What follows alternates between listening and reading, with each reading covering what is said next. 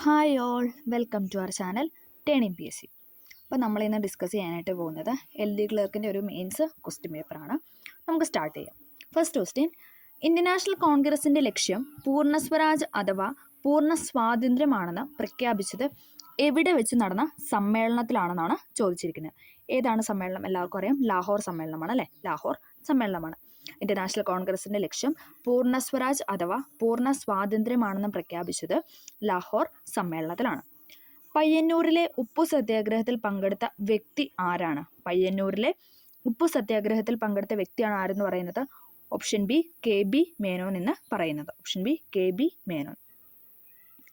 1857 കലാപത്തിന്റെ കേന്ദ്രമായിരുന്ന അവധിനെ ഒരു ദിവസം നമ്മുടെ വായിൽ വീഴാൻ പോകുന്ന ചെറിയായി വിശേഷിപ്പിച്ച ഗവർണർ ജനറൽ ആരാ ചോദിച്ചിരിക്കുന്നത്? ആരാണ്? ഓപ്ഷൻ സി ഡൽഹൌസി പ്രഭുവാണ്. 1857 കലാപത്തിന്റെ കേന്ദ്രമായിരുന്ന ഔദിനെ ഒരു ദിവസം നമ്മുടെ വായിൽ വീഴാൻ പോകുന്ന ചെറി എന്ന് വിശേഷിപ്പിച്ച ഗവർണർ ജനറലാണ് ഡൽഹൌസി പ്രഭു എന്ന് പറയുന്നത്. ഇംഗ്ലണ്ടിന്റെ നയങ്ങൾക്കെതിരെ പ്രതികരിക്കാനായി വിളിച്ചുകൂട്ടിയ ഒന്നാം കോണ്ടിനെന്റൽ സമ്മേളനത്തിൽ പങ്കെടുക്കാത്ത അമേരിക്കൻ കോളനിയാണ് ചോദിച്ചിരിക്കുന്നത്. ഏതാണ്? ജോർജിയ ആയിരുന്നു. ജോർജിയ എന്ന് പറയുന്നത് പങ്കെടുത്തിട്ടില്ല. ഫിലാഡൽഫിയ, വെർജീനിയ, പെൻസിൽവേനിയ എന്ന് പറയുന്നതല്ല. ആ 3 കോളനികളും പങ്കെടുത്തിരുന്നു. ഇന്ത്യൻ സമുദ്രത്തിലെ വ്യാപാരത്തിനു മേൽ കുത്തക സ്ഥാപിക്കുന്നതിനുള്ള വ്യവസ്ഥയായ കാർട്ടസ് കൊണ്ടുവന്നത് ആരാണ്? കാർട്ടസ് എന്ന വ്യവസ്ഥ കൊണ്ടുവന്നത് പോർച്ചുഗീസുകാരായിരുന്നു. ഇന്ത്യൻ സമുദ്രത്തിലെ വ്യാപാരത്തിനു മേൽ കുത്തക സ്ഥാപിക്കുന്നതിനുള്ള വ്യവസ്ഥയാണ് കാർട്ടസ് എന്ന് പറയുന്നത്. അത് കൊണ്ടുവന്നത് ആരാണെന്ന് വെച്ചാൽ പോർച്ചുഗീസുകാരാണ്. 1962 UK സാങ്കേതിക സഹായത്തോടെ ഇന്ത്യയിൽ ആരംഭിച്ച ഉരുക്കുശാല ഏതാണെന്നാണ് ചോദിച്ചിരിക്കുന്നത്. 1962 UK സാങ്കേതിക സഹായത്തോടെ ഇന്ത്യയിൽ ആരംഭിച്ച ഉരുക്കുശാലയാണ് ഏതെന്ന് പറയുന്നത്? Hindustan steel limited Durgapur. Hindustan steel limited ദുർഗാപൂരാണ് 1962 UK സാങ്കേതിക സഹായത്തോടെ ഇന്ത്യയിൽ ആരംഭിച്ച ഉരുക്കുശാല എന്ന് പറയുന്നത്. ഭൂമിയിൽ നിന്ന് 50 മുതൽ 80 കിലോമീറ്റർ വരെ ഉയരത്തിൽ വ്യാപിച്ചിരിക്കുന്ന അന്തരീക്ഷ മണ്ഡലമാണ് ഏതെന്ന് പറയുന്നത്? മിസോസ്ഫിയർ എന്ന് പറയുന്നത്. ഭൂമിയിൽ നിന്ന് 50 മുതൽ 80 കിലോമീറ്റർ വരെ ഉയരത്തിൽ വ്യാപിച്ചിരിക്കുന്ന അന്തരീക്ഷ മണ്ഡലമാണ് മിസോസ്ഫിയർ. അടുത്തതൊരു ചേരുംപടിയാണ്, ക്രമപ്പെടുത്തി എഴുതാനാണ് പറഞ്ഞിരിക്കുന്നത്. ഓക്കെ, ഉത്തരമെന്ന് പറയുന്നത് ഓപ്ഷൻ സി ആണ്. Option C. ജുമിങ് എന്ന് പറയുന്നത് വടക്ക് കിഴക്കൻ ഇന്ത്യയുടേതാണ്. ജുമിങ് വടക്ക് കിഴക്കൻ ഇന്ത്യയുടെ. ലഡാങ് എന്ന് പറയുന്നത് ഏതാണ്? മലേഷ്യയുടേതാണ്. ലഡാങ് മലേഷ്യ. മിൽപ്പ എന്ന് പറയുന്നത് ഏതാണ്? മെക്സിക്കോയുടേതാണ്. റോക്ക എന്ന് പറയുന്നത് ബ്രസീലിൻ്റെതാണ്. ഓക്കെ, ജുമിങ് വടക്ക് കിഴക്കൻ ഇന്ത്യ, ലഡാങ് മലേഷ്യ, മിൽപ്പ എന്ന് പറയുന്നത് മെക്സിക്കോ, പിന്നെ റോക്ക എന്ന് പറയുന്നത് ബ്രസീൽ. ഇന്ത്യയിലെ പ്രധാനപ്പെട്ട ആണവോർജ്ജ നിലയ കൈഗ ഏത് സംസ്ഥാനത്താണ് ചോദിക്കുന്നത്? ഇന്ത്യയിലെ പ്രധാനപ്പെട്ട ആണവോർജ്ജ നിലയമാണ് കൈഗ എന്ന് പറയുന്നത്. അത് ഏത് സ്റ്റേറ്റിലാണെന്ന് ചോദിച്ചാൽ എവിടെയാണ്? കർണാടകയിലാണ്. കൈഗ എന്ന് പറയുന്നത് കർണാടക സ്റ്റേറ്റിലാണ്. ഭൂമിയുടെ ഉപരിതലത്തോട് വളരെ അടുത്തു കൂടിയ സാന്ദ്രതയിൽ ഇരുണ്ട ചാരനിറത്തിൽ രൂപം കൊള്ളുന്ന മേഘങ്ങളുടെ പേരാണ് ചോദിച്ചിരിക്കുന്നത്. ഓപ്ഷൻ എ നിംബസ് മഴമേഘങ്ങളാണ്. ഓക്കെ, ഭൂമിയുടെ ഉപരിതലത്തോട് വളരെ അടുത്ത് ചേർത്തുകൂടിയ സാന്ദ്രതയിൽ ഇരുണ്ട ചാരനിറത്തിൽ കാണുന്ന മേഘങ്ങളാണ് നിംബസ് മേഘങ്ങൾ എന്ന് പറയുന്നത്. തമിഴ്നാട്ടിലെ ആദ്യത്തെ ജൈവ വൈവിധ്യ പൈതൃക സൈറ്റായി 2022 പ്രഖ്യാപിച്ച സ്ഥലമാണ് ഏതെന്ന് പറയുന്നത്? അരിട്ടാപ്പെട്ടി എന്ന് പറയുന്നത്. Option D Arittapatti. തമിഴ്നാട്ടിലെ ആദ്യത്തെ ജൈവവൈവിധ്യ പൈതൃക സൈറ്റായി 2022 പ്രഖ്യാപിച്ച സ്ഥലമാണ് അരിട്ടാപ്പെട്ടി. റിസർവ് ബാങ്കിനെ കുറിച്ച് താഴെ പറയുന്ന പ്രസ്താവനകളിൽ ശരിയായത് ഏതെന്നാണ് ചോദിച്ചിരിക്കുന്നത്. ഇവിടെ ഏതാണ് ശരിയായിട്ട് കൊടുത്തിരിക്കുന്നത്? ഓപ്ഷൻ സി ആണ്. 1ഉം 3ഉം ആണ് ഇവിടെ ശരിയായിട്ട് കൊടുത്തിരിക്കുന്നത്. റിസർവ് ബാങ്ക് ദേശസാൽക്കരിച്ചത് 1949 ജനുവരി 1-നാണ്. ശരിയാണ് അല്ലേ? റിസർവ് ബാങ്ക് ഓഫ് ഇന്ത്യ ആദ്യമായിട്ട് ദേശസാൽക്കരിച്ചത് 1949 ജനുവരി 1-നാണ്. എല്ലാ ബാങ്കുകളുടെയും അമരക്കാരനാണ് റിസർവ് ബാങ്ക് എന്ന് പറയുന്നത്. അത് രണ്ടും ശരിയാണ് അല്ലേ? റിസർവ് ബാങ്ക് ആദ്യമായിട്ട് ദേശസാൽക്കരിച്ചത് 1949 ജനുവരി 1-നാണ്. എല്ലാ ബാങ്കുകളുടെയും അമരക്കാരൻ എന്ന് പറയുന്നത് റിസർവ് ബാങ്ക് ഓഫ് ഇന്ത്യ ആണ്. അടുത്തത്, താഴെ പറയുന്ന പ്രസ്താവനകളിൽ ശരിയല്ലാത്തത് ഏതാണ്? തെറ്റായതാണ് ഇവിടെ ചോദിച്ചിരിക്കുന്നത്. താഴെ പറയുന്നതിൽ ശരിയല്ലാത്ത പ്രസ്താവനയാണ് ചോദിച്ചിരിക്കുന്നത്. ഏതാണ് ഉത്തരം? ഓപ്ഷൻ ബി ആണ് തെറ്റായിട്ട് കൊടുത്തിരിക്കുന്നത്. ഓപ്ഷൻ ബി 2 മാത്രം എന്ന് പറയുന്നതാണ് തെറ്റ്. അസ്സാമിലെ ദിഗ്ബോയിലാണ് ഇന്ത്യയിൽ ആദ്യമായി പെട്രോളിയം ഖനനം ചെയ്തത്. അസമിലെ ദിഗ്ബോയിലാണ് ഇന്ത്യയിൽ ആദ്യമായി പെട്രോളിയം ഖനനം ചെയ്തത്. വൈദ്യോപകരണ വ്യവസായങ്ങളിൽ ഇൻസുലേറ്ററായി അഭ്രം ഉപയോഗിക്കുന്നു എന്നാണ് പറയുന്നത്. അത് രണ്ടും ശരിയാണ്. അസാമിലെ ദിഗ്ബോയിലാണ് ഇന്ത്യയിൽ ആദ്യമായി പെട്രോളിയം ഖനനം ചെയ്തത്. വൈദ്യുതോപകരണ വ്യവസായങ്ങളിൽ ഇൻസുലേറ്ററായിട്ട് അഭ്രം ഉപയോഗിക്കുന്നു എന്നാണ് പറയുന്നത്. നീതി ആയോഗ് നിലവിൽ വന്നത് എന്നാണ്? എല്ലാവർക്കും അറിയാം അല്ലേ. 2015 ജനുവരി 1 നീതി ആയോഗ് നിലവിൽ വന്നത്. 2015 ജനുവരി 1 നീതി ആയോഗ് നിലവിൽ വന്നത്. ഇന്ത്യയിലെ ഹരിത വിപ്ലവത്തിന് പിതാവ് എന്നറിയപ്പെടുന്നത് ആരാണ്? Option D doctor M S സ്വാമിനാഥനാണ് അല്ലേ. ഡോക്ടർ എം എസ് സ്വാമിനാഥനാണ് ഇന്ത്യയിലെ ഹരിത വിപ്ലവത്തിന് പിതാവ് എന്നറിയപ്പെടുന്നത്. ഇന്ത്യൻ ഹരിത വിപ്ലവത്തിന് പിതാവാണ് ഡോക്ടർ എം എസ് സ്വാമിനാഥൻ. മുൻകൂട്ടി തയ്യാറാക്കിയ നിർദ്ദേശങ്ങളും നിബന്ധനകളും അനുസരിച്ച് കമ്പ്യൂട്ടർ പ്രോഗ്രാമുകൾ ഓട്ടോമാറ്റിക്കായി ഓഹരികൾ വാങ്ങുകയും വിൽക്കുകയും ചെയ്ത ട്രേഡിംഗ് രീതിയെ പറയുന്ന പേരാണ് ചോദിച്ചിരിക്കുന്നത്. ഏതാണ്? ഓപ്ഷൻ ഡി അൽഗോ ട്രേഡിംഗ് ആണ്. അൽഗോ ട്രേഡിംഗ്. മുൻകൂട്ടി തയ്യാറാക്കിയ നിർദ്ദേശങ്ങളും നിബന്ധനകളും അനുസരിച്ച് കമ്പ്യൂട്ടർ പ്രോഗ്രാമുകൾ ഓട്ടോമാറ്റിക്കായി ഓഹരികൾ വാങ്ങുകയും വിൽക്കുകയും ചെയ്യുന്ന ട്രേഡിംഗ് രീതിയാണ് അൽഗോ ട്രേഡിംഗ് എന്ന് പറയുന്നത്. അൽഗോ ട്രേഡിംഗ്. മൗലിക കർത്തവ്യങ്ങളുമായി ബന്ധപ്പെട്ട് ചുവടെ ചേർക്കുന്ന പ്രസ്താവനകളിൽ ശരിയായത് ഏതാണെന്നാണ് ചോദിച്ചിരിക്കുന്നത്. ഉത്തരം എന്ന് പറയുന്നത് ഇതെല്ലാം ശരിയാണ്. ഓൾ ഓഫ് ദി എബവ് ആണ്. Option D. മൗലിക കർത്തവ്യങ്ങൾ ഭരണഘടനയിലെ ഭാഗം 4A ആർട്ടിക്കിൾ 51A പ്രതിപാദിക്കുന്നു. ശരിയാണല്ലേ. 4A ഭാഗം എന്ന് പറയുന്നത് 4A. ഇനി ആർട്ടിക്കിളാണ് ചോദിക്കുന്നത്. 51A ആണ് മൗലിക കർത്തവ്യങ്ങളെക്കുറിച്ച് പ്രതിപാദിച്ചിരിക്കുന്നത്. 86 ഭേദഗതി മൗലിക കർത്തവ്യങ്ങളുമായി ബന്ധപ്പെട്ടതാണ്. മൗലിക കർത്തവ്യങ്ങളുമായി ബന്ധപ്പെട്ടതാണ് 86 ഭേദഗതി എന്ന് പറയുന്നത്. 11 മൗലിക കർത്തവ്യങ്ങൾ ഉണ്ടെന്നാണ് പറയുന്നത്. ശരിയാണല്ലേ. 11 മൗലിക കർത്തവ്യങ്ങളാണ് ഉള്ളത്. അത് 3 ശരിയാണ്. മൗലിക കർത്തവ്യങ്ങൾ ഭരണഘടനയിലെ ഭാഗം 4A ആർട്ടിക്കിൾ 51A പ്രതിപാദിക്കുന്നു.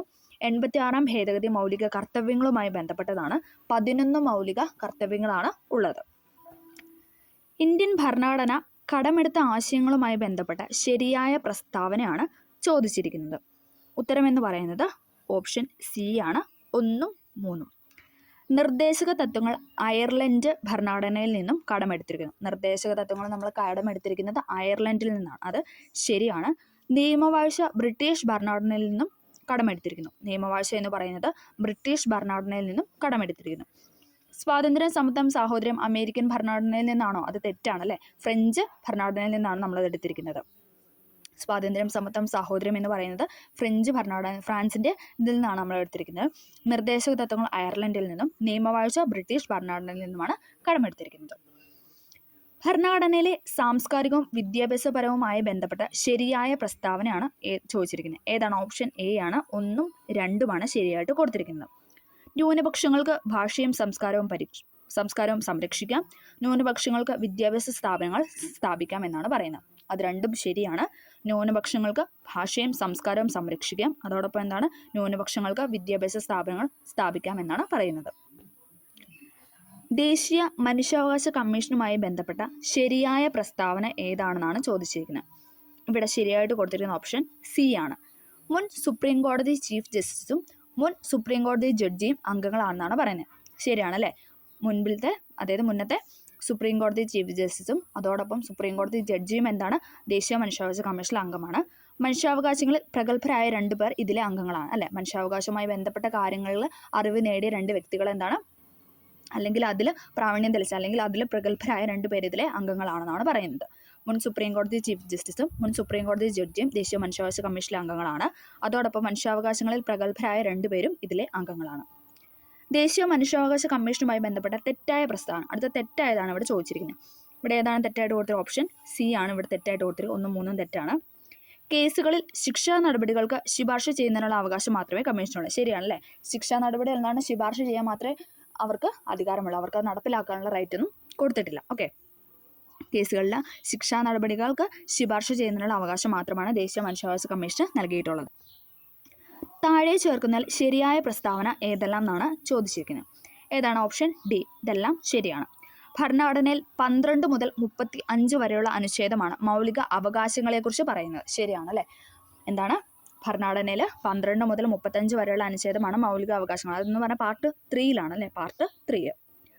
ഭരണഘടനയിലെ 36 മുതൽ 51 വരെയുള്ള അനുച്ഛേദങ്ങളാണ് നിർദ്ദേശക തത്വങ്ങളിൽ പ്രതിപാദിക്കുന്നത്.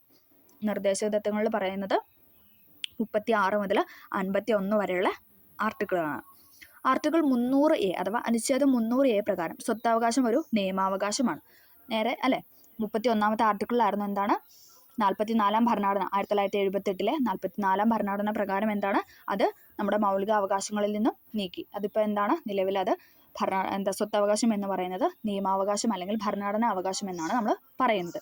അപ്പം നിലവിൽ സ്വത്തവകാശത്തെ പരാമർശിക്കുന്നത് 300A എന്ന ആർട്ടിക്കിളിലാണ്. ഓക്കെ. ഭരണഘടനയിൽ 12 മുതൽ 35 വരെയുള്ള അനുച്ഛേദമാണ് മൗലിക അവകാശങ്ങളെക്കുറിച്ച് പ്രതിപാദിക്കുന്നത്. 36 മുതൽ 51 വരെയുള്ളത് നിർദ്ദേശക തത്വങ്ങളെക്കുറിച്ച് പറയുന്നു. 300A പ്രകാരം ആർട്ടിക്കിൾ 300A പ്രകാരം എന്താണ്? സ്വത്തവകാശം ഒരു നിയമാവകാശം അല്ലെങ്കിൽ മൗലികാവകാശം അല്ല, ഭരണഘടനാ അവകാശമായിട്ട് മാറ്റിയിട്ടുണ്ട്. ഓക്കെ. അടുത്തത് കാര്യനിർവഹണ വിഭാഗവുമായി ബന്ധപ്പെട്ട ശരിയായ പ്രസ്താവന. ഓപ്ഷൻ എ ആണ് ഇവിടെ ശരിയായിട്ട് കൊടുത്തിരിക്കുന്നത്. 1ഉം 2ഉം. പാർലമെന്ററി സമ്പ്രദായത്തിൽ പ്രധാനമന്ത്രിയാണ് ഗവൺമെന്റിന്റെ തലവൻ. ശരിയാണ് അല്ലേ? പാർലമെന്ററി സമ്പ്രദായത്തിൽ എന്താണ്? ഗവൺമെന്റിന്റെ തലവൻ എന്ന് പറയുന്നത് പ്രധാനമന്ത്രിയാണ് ഗവൺമെന്റിന്റെ തലവൻ. പ്രസിഡൻഷ്യൽ സമ്പ്രദായത്തിൽ പ്രസിഡന്റാണ് ഗവൺമെന്റിന്റെയും സ്റ്റേറ്റിന്റെയും തലവൻ. പ്രസിഡൻഷ്യൽ സമ്പ്രദായത്തിലാണെങ്കിൽ എന്താണ്? പ്രസിഡന്റാണ് ഗവൺമെന്റിന്റെയും സ്റ്റേറ്റ്മെന്റിന്റെ തലവൻ. നമുക്ക് ഒരു എക്സാമ്പിൾ പറയാം. ഇപ്പോൾ പ്രധാനമന്ത്രിയാണ് നമ്മുടെ പാർലമെന്ററി സമ്പ്രദായത്തിലെ തലവൻ എന്ന് നമ്മൾ പറഞ്ഞു അല്ലേ? ഇന്ത്യയിൽ എന്നൊക്കെ പറയുന്നത് പ്രധാനമന്ത്രിയാണ് ഗവൺമെന്റ് തലവൻ. അതേസമയം അമേരിക്കയൊക്കെ എടുത്താൽ എന്താണ്? അവിടെ പ്രസിഡൻഷ്യൽ ഭരണമാണ് അല്ലേ? അപ്പം പ്രസിഡൻഷ്യൽ സമ്പ്രദായത്തിൽ പ്രസിഡന്റാണ് ഗവൺമെന്റിന്റെയും സ്റ്റേറ്റിന്റെയും തലവൻ എന്ന് പറയുന്നത്. ഓക്കെ. അടുത്തത് ഇന്ത്യൻ ഉപരാഷ്ട്രപതിയുമായി ബന്ധപ്പെട്ട ശരിയായ പ്രസ്താവനയാണ് ചോദിച്ചിരിക്കുന്നത്. ഏതാണ്? ഓപ്ഷൻ ഡി ആണ് ഇവിടെ ശരിയായിട്ട് കൊടുത്തിരിക്കുന്നത്. ഓപ്ഷൻ ഡി, അതായത് ഓൾ ഓഫ് ദ എബോവ്. ഉപരാഷ്ട്രപതി രാജ്യസഭ അധ്യക്ഷനാണ്. ശരിയാണ് അല്ലേ? രാജ്യസഭയുടെ അധ്യക്ഷൻ എന്ന് പറയുന്നത് ഉപരാഷ്ട്രപതി അഥവാ വൈസ് പ്രസിഡന്റ് ആണ്. ഉപരാഷ്ട്രപതി 5 വർഷത്തേക്കാണ് തിരഞ്ഞെടുക്കുന്നത്. ശരിയാണ് അല്ലേ? ഉപരാഷ്ട്രപതിയെ തിരഞ്ഞെടുക്കുന്നത് 5 വർഷത്തേക്കാണ്. രാജ്യസഭ ഒരു സ്ഥിരം സഭയാണ്. ശരിയാണല്ലേ? അതേസമയം ലോക്സഭ ഒരു സ്ഥിരം സഭയാണ് അല്ല അല്ലേ? ലോക്സഭ എന്ന് പറയുന്നത് സ്ഥിരം സഭയല്ല, പക്ഷേ രാജ്യസഭ എന്ന് പറയുന്ന ഒരു സ്ഥിരം സഭയാണ്. ഓക്കെ. അവിടെ രാജ്യസഭയ്ക്ക് കാലാവധി ഇല്ല. ഓക്കെ. ഉപരാഷ്ട്രപതി രാജ്യസഭ അധ്യക്ഷനാണ്. ഉപരാഷ്ട്രപതി 5 വർഷത്തേക്കാണ് തിരഞ്ഞെടുക്കുന്നത്. രാജ്യസഭ എന്ന് പറയുന്ന ഒരു സ്ഥിരം സഭയാണ്. ചുവടെ ചേർക്കുന്ന പ്രസ്താവനകളിൽ ശരി ഏതെന്നാണ് ചോദിച്ചിരിക്കുന്നത്. ഇവിടെ ശരിയായിട്ട് കൊടുത്തിരിക്കുന്നത് option D, all of the above. Kerala institute of local administrative അഥവാ KILA ഹെഡ്ക്വാർട്ടേഴ്സ് തൃശ്ശൂരാണ്. കേരള ഇൻസ്റ്റിറ്റ്യൂട്ട് ഓഫ് ലോക്കൽ അഡ്മിനിസ്ട്രേഷൻ്റെ ഹെഡ്ക്വാർട്ടേഴ്സ് എന്ന് പറയുന്നത് തൃശ്ശൂരാണ്. KILA എന്ന് പറയുന്ന ഒരു സ്വയം ഭരണാധികാര സ്ഥാപനമാണ്. Kerala institute of local administration എന്ന് പറയുന്നത് ഒരു സ്വയം ഭരണാധികാര സ്ഥാപനമാണ്. കേരള ഇൻസ്റ്റിറ്റ്യൂട്ട് ഓഫ് ലോക്കൽ അഡ്മിനിസ്ട്രേഷൻ്റെ ഹെഡ്ക്വാർട്ടേഴ്സ് തൃശ്ശൂരിലാണ് സ്ഥിതി ചെയ്യുന്നത്. തദ്ദേശ സ്വയംഭരണ വകുപ്പ് മന്ത്രിയാണ് KILAയുടെ ഭരണസമിതിയുടെ ചെയർപേഴ്സൺ എന്ന് പറയുന്നത്. അത് 3ഉം ശരിയാണ്. കേരള ഇൻസ്റ്റിറ്റ്യൂട്ട് ഓഫ് ലോക്കൽ അഡ്മിനിസ്ട്രേഷൻ്റെ ഹെഡ്ക്വാർട്ടേഴ്സ് തൃശ്ശൂരാണ്. കേരള ഇൻസ്റ്റിറ്റ്യൂട്ട് ഓഫ് ലോക്കൽ അഡ്മിനിസ്ട്രേഷൻ്റെ സ്വയംഭരണാധികാര ഒരു സ്ഥാപനമാണ്. തദ്ദേശ സ്വയംഭരണ വകുപ്പ് മന്ത്രിയാണ് KILAയുടെ ഭരണസമിതിയുടെ ചെയർപേഴ്സൺ എന്ന് പറയുന്നത്. കേരള വനിതാ കമ്മീഷനുമായി ബന്ധപ്പെട്ട ചുവടെ ചേർക്കുന്ന പ്രസ്താവന ശരി ഏതെന്നാണ് ചോദിച്ചിരിക്കുന്നത്. കേരള വനിതാ കമ്മീഷനുമായി ബന്ധപ്പെട്ട ശരിയായ പ്രസ്താവന. ഇവിടെ ഏതാണ് ശരിയായിട്ട് കൊടുത്തിരിക്കുന്നത്? ഓപ്ഷൻ ബി 1ഉം 2ഉമാണ് ശരിയായിട്ട് കൊടുത്തിരിക്കുന്നത്. 1ാം കേരള വനിതാ കമ്മീഷൻ രൂപം കൊള്ളുന്നത് ശ്രീ AK ആന്റണി മുഖ്യമന്ത്രി ആയിരുന്നപ്പോഴാണ്. 1ാം കേരള വനിതാ കമ്മീഷൻ രൂപം കൊള്ളുന്നത് ശ്രീ AK ആന്റണി മുഖ്യമന്ത്രി ആയിരുന്നപ്പോഴാണ്. സംസ്ഥാന വനിതാ കമ്മീഷന്റെ ആദ്യത്തെ അധ്യക്ഷ എന്ന് പറയുന്നത് ശ്രീമതി സുഗതകുമാരി ആയിരുന്നു. അത് ശരിയാണ് അല്ലേ? സംസ്ഥാന വനിതാ കമ്മീഷന്റെ അധ്യക്ഷ എന്ന് പറയുന്നത് ശ്രീമതി സുഗതകുമാരിയാണ്. 1ാം കേരള വനിതാ കമ്മീഷൻ രൂപം കൊള്ളുന്നത് ശ്രീ AK ആന്റണി മുഖ്യമന്ത്രി ആയിരുന്നപ്പോഴാണ്. ചുവടെ ചേർക്കുന്ന പ്രസ്താവനകളിൽ ശരിയായത് ഏതാണെന്നാണ് ചോദിച്ചിരിക്കുന്നത്. ശരിയായ പ്രസ്താവന എന്ന് പറയുന്ന ഓൾ ഓഫ് ദ എബോവ് എല്ലാം ശരിയാണ്. പ്ലാനിംഗ് ബോർഡ് ചെയർപേഴ്സൺ മുഖ്യമന്ത്രിയാണ്. പ്ലാനിംഗ് ബോർഡിന്റെ ചെയർപേഴ്സൺ എന്ന് പറയുന്നത് മുഖ്യമന്ത്രിയാണ്. പ്ലാനിംഗ് ബോർഡിലെ എക്സ്പേർട്ട് പാർട്ട് ടൈം മെമ്പറാണ് സന്തോഷ് ജോർജ് കുളങ്ങര എന്ന് പറയുന്നത്. അതും ശരിയാണ്. പഞ്ചവത്സര വാർഷിക പദ്ധതികൾ തയ്യാറാക്കുക എന്നതാണ് പ്ലാനിംഗ് ബോർഡിൻ്റെ പ്രധാന ചുമതല എന്ന് പറയുന്നത്. പ്ലാനിംഗ് ബോർഡ് ചെയർപേഴ്സൺ മുഖ്യമന്ത്രിയാണ്. പ്ലാനിംഗ് ബോർഡിലെ എക്സ്പേർട്ട് പാർട്ട് ടൈം മെമ്പറാണ് സന്തോഷ് ജോർജ് കുളങ്ങര. പഞ്ചവത്സര വാർഷിക പദ്ധതികൾ തയ്യാറാക്കുക എന്നതാണ് പ്ലാനിംഗ് ബോർഡിൻ്റെ പ്രധാന ചുമതല എന്ന് പറയുന്നത്. കൂറുമാറ്റ നിരോധന നിയമവുമായി ബന്ധപ്പെട്ട ശരിയായ പ്രസ്താവന ഏതാണ്? കൂറുമാറ്റ നിരോധന നിയമവുമായി ബന്ധപ്പെട്ട ശരിയായ പ്രസ്താവന ഏതാണ്? Option D, all of the above ആണ്. 52ാം ഭേദഗതി കൂറുമാറ്റ നിരോധന നിയമം പരാമർശിക്കുന്നു. 52ാം ഭരണഘടനാ ഭേദഗതി എന്തുമായിട്ട് ബന്ധപ്പെട്ടതാണ്? കൂറുമാറ്റ നിരോധന നിയമവുമായി ബന്ധപ്പെട്ടതാണ്. 91ാം ഭേദഗതി പ്രകാരം കൂറുമാറ്റ നിരോധന നിയമത്തിന് ചില പരിഷ്കാരങ്ങൾ വരുത്തി എന്നാണ് പറയുന്നത്. ശരിയാണല്ലേ? 91 ഭേദഗതി പ്രകാരം എന്താണ്? കൂറുമാറ്റ നിരോധന നിയമത്തിന് ചില പരിഷ്കാരങ്ങൾ ഏർപ്പെടുത്തി. സഭാ അധ്യക്ഷനാണ് കൂറുമാറ്റവുമായി ബന്ധപ്പെട്ട കേസുകളിൽ തീർപ്പ് കൽപ്പിക്കുന്നത്. സഭയുടെ അധ്യക്ഷനാണ് കൂറുമാറ്റവുമായി ബന്ധപ്പെട്ട കേസുകളിൽ എന്താണ്? തീർപ്പ് കൽപ്പിക്കുന്നത്. 52 ഭരണഘടനാ ഭേദഗതി കൂറുമാറ്റ നിരോധന നിയമം പരാമർശിക്കുന്നു. 91 ഭേദഗതി പ്രകാരം കൂറുമാറ്റ നിരോധന നിയമത്തിന് ചില പരിഷ്കാരങ്ങൾ വരുത്തി. സഭാ അധ്യക്ഷനാണ് കൂറുമാറ്റവുമായി ബന്ധപ്പെട്ട കേസുകളിൽ തീർപ്പ് കൽപ്പിക്കുന്നത്. ലോക പ്രമേഹ ദിനമായിട്ട് ആചരിക്കുന്നത് എന്നാണ്? നവംബർ 14 അല്ലേ? ലോക പ്രമേഹ ദിനമായിട്ട് ആചരിക്കുന്നത് നവംബർ 14. പുകയിലയിൽ അടങ്ങിയിരിക്കുന്ന ആൽക്കലോയിഡ് ഏതാണ്? പുകയിലയിൽ അടങ്ങിയിരിക്കുന്ന ആൽക്കലോയിഡാണ് നിക്കോട്ടിൻ എന്ന് പറയുന്നത്. പുകയിലയിൽ അടങ്ങിയിരിക്കുന്ന ആൽക്കലോയിഡാണ് നിക്കോട്ടിൻ. താഴെ തന്നിരിക്കുന്നതിൽ ബാക്ടീരിയ രോഗങ്ങൾ അല്ലാത്തത് ഏതാണെന്നാണ് ചോദിക്കുന്നത്. ബാക്ടീരിയ രോഗമല്ലാത്തത് നമുക്കറിയാം, നിപ്പ എന്ന് പറയുന്ന ഒരു വൈറസ് രോഗമാണ് അല്ലേ? അപ്പം ആന്ത്രാക്സ്, ഡിഫ്തീരിയ, ക്ഷയം ഇതൊക്കെ എന്ന് പറയുന്നത് എന്താണ്? അതൊക്കെ ബാക്ടീരിയ രോഗമാണ്. നിപ്പ എന്ന് പറയുന്നത് വൈറസ് രോഗമാണ്.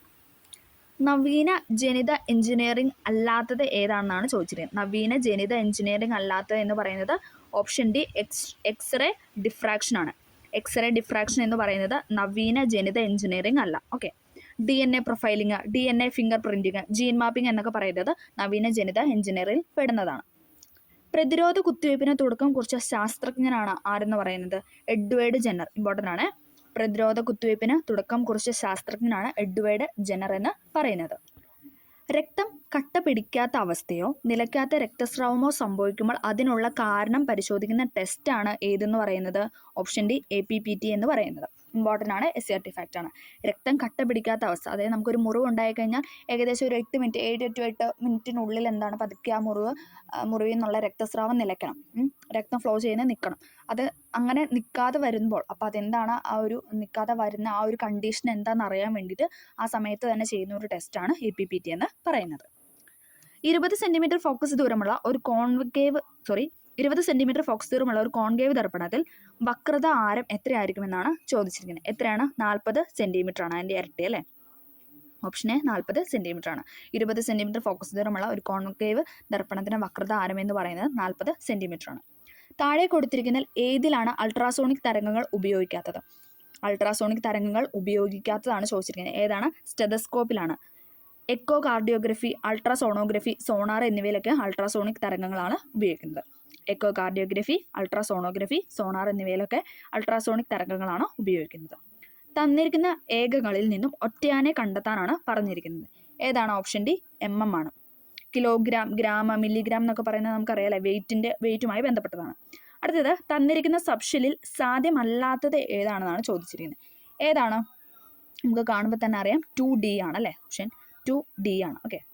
അടുത്തത് താഴ്ന്ന താപനിലയിൽ ഉരുകാത്ത ലോഹമാണ് ഏതെന്ന് പറയുന്നത്? ഓപ്ഷൻ ഡി സോഡിയം എന്ന് പറയുന്നത്. താഴ്ന്ന താപനിലയിൽ എന്താണ്?